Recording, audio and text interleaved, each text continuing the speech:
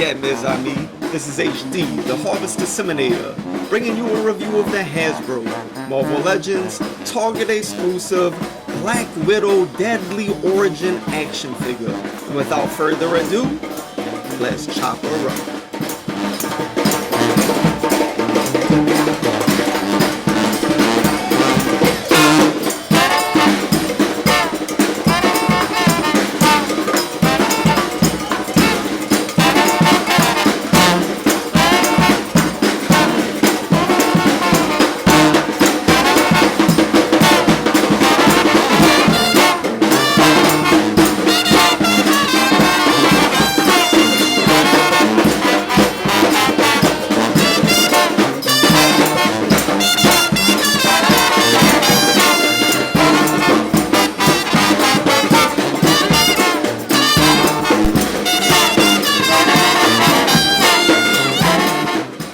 At the outset that I really appreciate what Hasbro is doing with the packaging of certain action figures, particularly this Black Widow Deadly Origins figure. We saw this with this particular She-Hulk. The title on the box was simply Hulk because that was the name of the run or the story arc that this She-Hulk appeared in. It was simply Hulk. She is the She-Hulk, but in that series, it's entitled Hulk, so that's what they put on the box. Same thing with this particular figure here.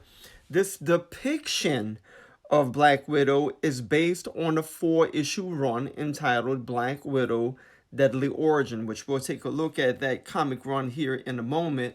And what I also like, we saw this with the Red Hulk. I didn't realize it when I started the review, but the artwork on the side of the box, as with the Red Hulk, it was, the first appearance of the Red Hulk, Hulk #1.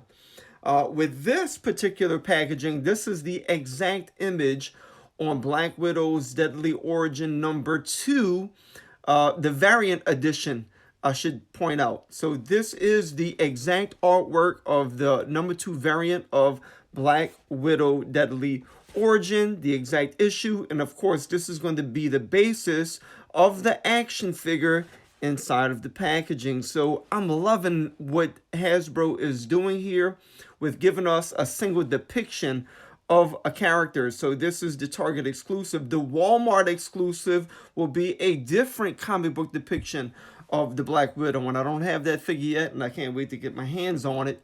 So we will find the same artwork on both sides of the packaging here, and it looks really, really nice.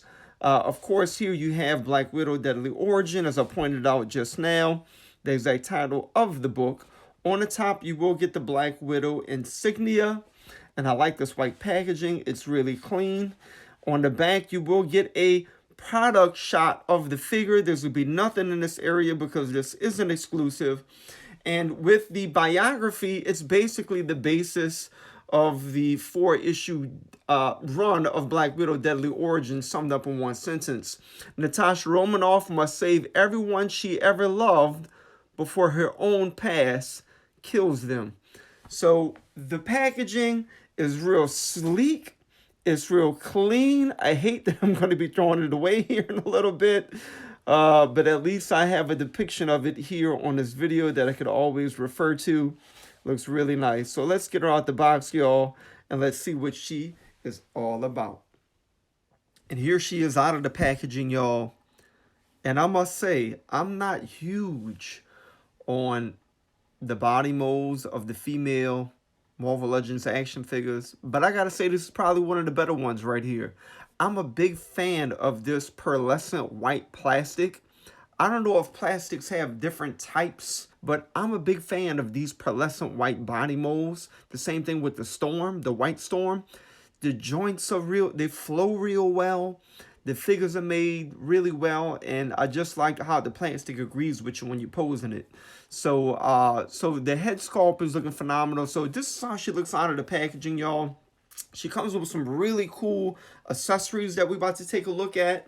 But before we get into the accessories, get into the body sculpt and the articulation of the figure, first let us take a look at this particular depiction of the Black Widow from the Black Widow Deadly Origins story arc. This brings us to the segment where we examine the story arc of the portrayed figure. At the outset, let me point out that there are different versions of Black Widow's origin story, and throughout the comics the timelines are a little thrown off. I'll point some of this out as we examine Deadly Origin, which was published in 2009. Looking at the first issue of Deadly Origin, we find Natasha Romanoff up against the Ice Pick Protocol. At the center of this 4-issue story arc is Ivan Petrovich. We first encounter Ivan Petrovich in Amazing Adventures number 2, which was published in 1970, where he's portrayed as Natasha's chauffeur. At the beginning of the book, Ivan contacts her to warn her of pretty much her imminent demise. After explaining that the protocol was activated and that there was a plot against her, he mysteriously blows up. We then get a flashback to how Natasha was entrusted to Ivan by her mother during the Battle of Stalingrad in 1928 Russia. The only thing is that the Battle of Stalingrad was during World War II in 1942. What we find here is that the author, Paul Cornell, is adapting the origin story given to us in Daredevil number 88, which was published in 1971, which in fact is placed in the correct historical chronology. In that book, the Battle of Stalingrad is placed in 1942. But to give Natasha's character a little more depth, Cornell places the battle in an earlier time period, which is a little fictitious, but it works for his particular adaptation of her origin story. In another flashback to 1938, we find Stalin decides to entrust her to Department X, and she was sent to the Red Room to be trained as an assassin. We get another flashback to 1940, where she has her first encounter with Logan, who was to become Wolverine. We saw part of this origin story in Uncanny X-Men number 268, if you can recall. That particular book was published in 1990. In that issue, she calls Wolverine Little Uncle.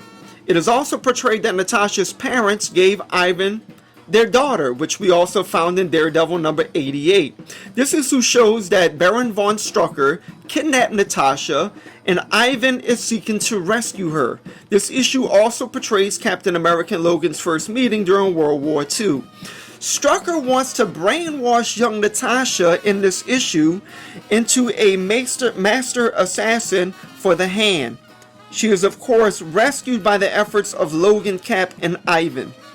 In this issue, Jubilee questions how old Widow must be, and we learn her secret to long life in Deadly Origin number 1. We get yet another flashback in that issue back to 1956 Berlin. There must have been some kind of skirmish between Eastern and Western Berlin in which Ivan is injured.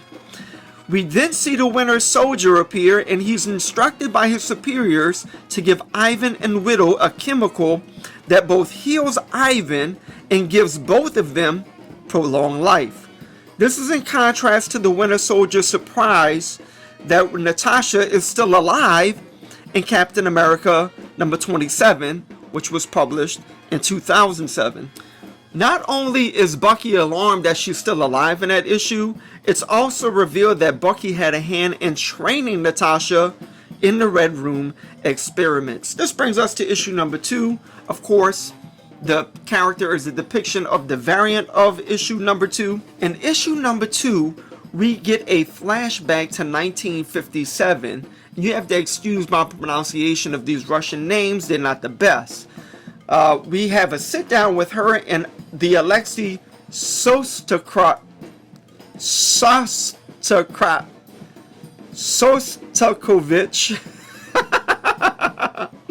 Yeah, that guy, the Red Guardian. And it's expounded upon that she was one of the 28 Black Widow agents trained in the Red Room.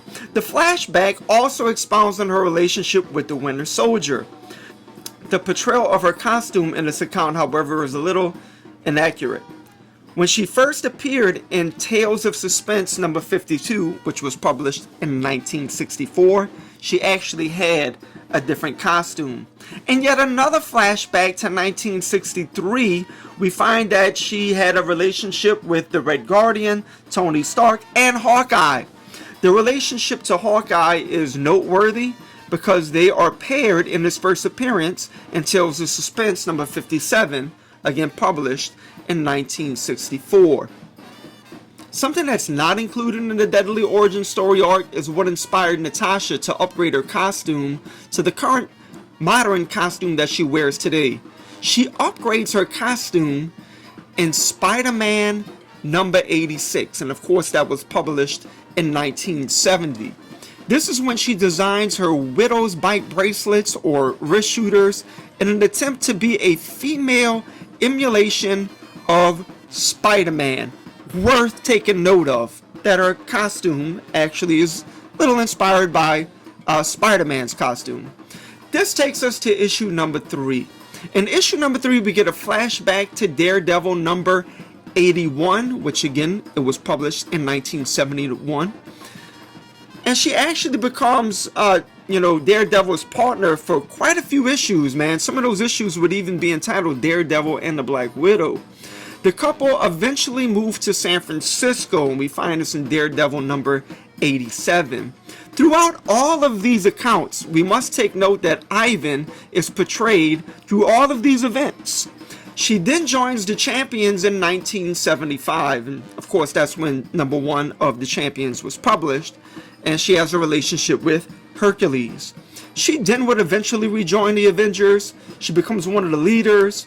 Ivan is suspiciously asking her to seek happiness outside of the superhero gig. At the end of issue number 3, it's revealed that Ivan wanted to be more than a father figure to her. He wanted to be a lover. And jealousy, hey look man, ain't nothing more suspicious and deadly than a jealous man, let me tell you. I would tell stories, but I can't tell them on YouTube, I don't think. In jealousy, he was seeking to kill all of her former lovers through nanites that she transmitted to them. And of course, he transmitted the nanites to her by kissing her. Man, talk about a deadly virus right there, mon ami. This brings us finally to issue number 4. He killed himself, we find out. He wasn't killed by anybody. The ice pick protocol was all his doing. He actually committed suicide and transferred his brain and consciousness into a robotic body. And in his jealousy, he seeks not only to kill all of the Widow's former lovers, man, he's out to whack her as well. But of course, we know that Natasha whacks him first, all right, and does away with him. And that's the end of Ivan's journey in the Marvel comic universe, all right. So that is a summary of the Deadly Origin story arc. I hope that you enjoyed that. Now let us take a look at the Black Widow's accessories. And as stated earlier, she came very well accessorized. Of course, we get this rifle right here.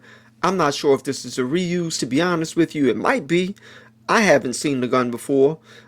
Maybe it's coming from a different license that Hasbro has. I'm not sure, but I like it a lot. So this rifle, look at the detail in it, y'all. Just sculpted really nice mold. I'm not a big fan of the strap, so it actually does come off, and I'll probably keep mine off unless I want to use it with another figure somewhere down the line. But yeah, I had it off earlier. It's not too difficult to take off. There we go. So that does come off. But again, look at this rifle, man. Just really well sculpted. Love it. Appreciate it. We have this handgun here, which I'm glad, man, it actually looks like an actual gun and not like some kind of a blaster of some sort from Star Wars. But yeah, man, that's nice. Of course, you have that hole right there, and we have these awesome effects, man. I'm loving these effects. We saw something like this with the White Rabbit release. She had this little fire effect that went over on Umbrella because, of course, she shoots razor sharp carrots. So there you go with that, guys. Of course, you have the same gun here, but it has a silencer on it, which is really nice, man. If you're looking to get a really cool pic of her, like, you know, snooping around as a spy, because that's what she is. She's an assassin, like a ninja, man, quiet. So you could use that in one of those shots. And of course, the fire effects are two different sizes, you know. So of course, when I was doing the segment with her biography, I put this smaller fire effect with the silencer because it just makes better sense to me. You know, it's not making as loud of a noise. And of course, you have these smoke effects, two different sizes as well, that could also port right there into the gun. So you want to put her in this relaxed mode after she's shooting, man. You could have the smoke coming out of the barrel. That's really nice. So those are accessories. Again, the gun's really nice, man. Really clean detail and sculpt work on these puppies. Look at all of that, man. Even the little button that you press to release the clips on there, man. I don't know the name of none of these parts on the gun, but I know how they work. And again, look at the barrel here, man, for the silencer. Yeah, man, just real nice. Real nice. Before I examine the sculpt of the figure, that picture in the background, I actually took that. That's Bourbon Street, y'all. I took that a few nights ago. Man, you know, there were like 3 people out, man, on the entire street, man. And I wasn't close to nobody when I took the picture, y'all. I hadn't encountered anybody, didn't talk to nobody, and I was actually in my car. So I was driving, and I just stopped right there, man, and snapped that picture, man. But, man, this coronavirus pandemic, man, is really hitting our city really hard, man. To my viewers in New Orleans, my thoughts go out to your family, your friends, those affected, and of course this is going to go worldwide to anybody that subscribe to my channel, no matter what country or state you live in or city, or we have parishes, we don't have counties, but county that you live in or parish that you live in, you know, my thoughts go out to y'all, and y'all stay safe, man. Stay inside, man. And again, my best wishes go out to all of y'all. But here we go, y'all. Looking at the sculpt of the figure, I wanted to initially just compare her to the retro wave Black Widow right here, and the Sharon Carter. That's going to be the Onslaught wave right there. Just to show how I feel like this particular figure, the body is proportioned a little bit better. Like, this is proportioned pretty decently, I think. But the head's a little bit too big, and she's kind of bow-legged right there. Hopefully that doesn't happen to her from like standing on the shelf for so long. And with this figure, I feel like it's proportioned all right, but the arms are a little funny. Look at that blaster over there. It looks like a space gun of some sort. I shouldn't have moved it like that because she might fall over. But I just feel like the proportions aren't as good as this figure. And of course, one thing that blatantly stands out to us is the head sculpt. You know, in my heart of hearts, I feel like these may be decent head sculpts, but I just feel like they just have sloppy paint jobs on them. It's like bad makeup, man. Like you slapped your makeup on and it just wasn't done well. I think that's what happens with some of these figures, y'all. So I don't know if they're bad head sculpts, they're just bad paint jobs. But look at that Sharon Carter, man. It's just real sloppy. And then you look at this newer Widow that we just got, the Target exclusive, man. Look at how clean it is. The paint job is done really well on her. Look at that, man. Her eyes, they're not completely straight, y'all. But still, man, even with the eyes being a little bit off, that head sculpt is just so clean, man. Look at that, how beautiful that is. So, you know, man, the head sculpt all in itself, I want to put on the same level as the She-Hulk, etc., man. Hasbro's just been killing it with some of these head sculpts lately. Look at the hair. It's red, got a little black wash in it throughout, y'all. So just the head sculpt came out very beautifully. And again, I'm going to bring Sharon Carter closer. Look at Sharon Carter, how sloppy that looks, man. So a paint job goes a very long way. It might be the sculpt as well. The head's just sculpted real nice, but man, the paint job on this one's just killing me.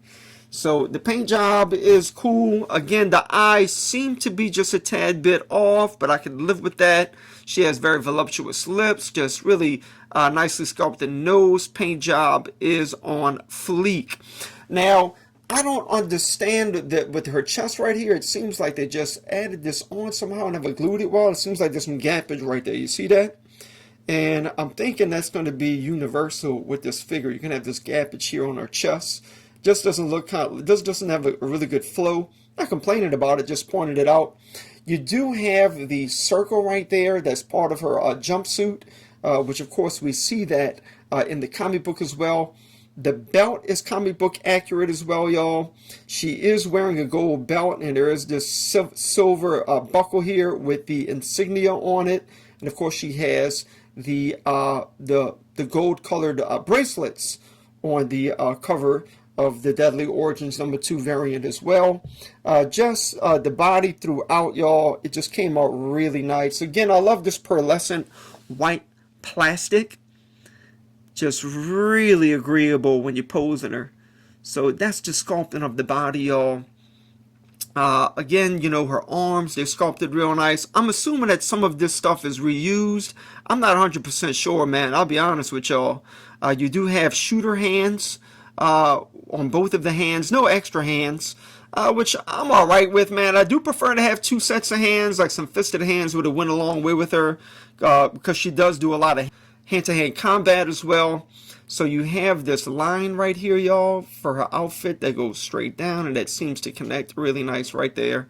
So that came out really good. You do have some really cleaning in her pants right here with her knees. That looks really nice. Her feet came out good. I feel like these are the same feet that are on this widow back here. And again in the back, you know, nothing like super duper like detailed or anything like that. It's just really basic, but done really well. She got a nice little booty. And then, yeah, man, her hair, I like her collar, how it pops like that. I believe we've seen that before. So that is the head and the body sculpt. Looks real nice, and it's proportioned really well. I think it's proportioned better than some of these other female figures that we have. So again, outstanding job with the body and the head sculpt. Now let us take a look at her articulation before all of these figures fall over. With articulation, you're not going to get her to look up too far because of her long plastic hair right there. She can look down pretty far, however. And with this joint right here, you can get her to look up by, of course, bending her back with this torso. You have this torso swivel right here, which is pretty cool. The torso swivel will allow you to bend down that far. It would allow you to bend her back that far back. No waist swivel, of course. Of course, the head can swivel side to side. You get a little bit of head pivoting going on right there. With the arms, you can get a 360. This is a single jointed elbow. That means that this can swivel as well. She has waist swivel, and she has hinges in her hands. Let's see about the other hand. That's also going to hinge up and down as well, I believe. Let's see, man. No, this one swivels side to side. Okay, so this one's going to swivel side to side. That's going to be a right hand. With her legs, you can get her to do a split that far out. You do have upper thigh swivel. You have a double jointed knee, as you see right here. With her feet, they can go that far up, that far down. You do have ankle pivot. There are peg holes on the bottom of her feet, and I still have yet to find stands for the Marvel Legends action figures. And that is her articulation, mes amis. And the beautiful Natasha Romanoff is going to stand in at roughly 6 inches. And here she is scaled next to Taskmaster and Red Guardian. Here she is scaled next to Tony Stark, the 80 years Iron Man, and Daredevil. Here she is scaled next to former lovers Hercules and Hawkeye. And here she is scaled next to the Bucky Barnes Captain America and the Frank Castle Punisher War Machine. And because when I was growing up I had the comic book of the team up of Spider-Man and Black Widow when they fought Silver Surfer, here is the retro X-Men Silver Surfer and Pizza Spider-Man. And here she is scaled next to the 80 years Hulk and the Marvel Legends Howard the Duck. And if you've not seen my review of this Marvel Legends Howard the Duck action figure, please do give it a like, share it. We definitely need an articulated Howard the Duck, Hasbro. Please let it be. And last but not least, we have the Queen of New Orleans, the single-jointed elbowed Monica Rambeau, and the Prince of the French Quarter, the single-jointed elbowed Remy LeBeau, known on the streets of the French Quarter as Gambit. In conclusion, what can I say, y'all? I love the figure. I love this pearlescent white plastic. It's very pliable. It agrees with you when you're trying to articulate it, man. It's not loose. It's not tight. It just works real well. The head sculpt is phenomenal. I like the accessories, and the proportions of the figure are good. So this Target exclusive, man, is amazing. Of course, you saw my critique with the Red Hulk and how that was distributed. I mean, I had no problem at all with this figure. I was able to go onto Target's webpage and actually order the figure and pick it up in the store with no problem. So it seems like it was distributed a little bit better. And so, yeah, man, all I can do is give it a high rating. Just the comic book depiction of the figure is right on. And so that's my review, y'all. If you enjoyed it, please consider subscribing, hit the notification bell, give the video a like. That really goes a long way in helping us support the channel. I have more reviews coming, y'all. And until next time, which I hope is really soon, as we say here in New Orleans, laissez les bon temps rouler, mes amis.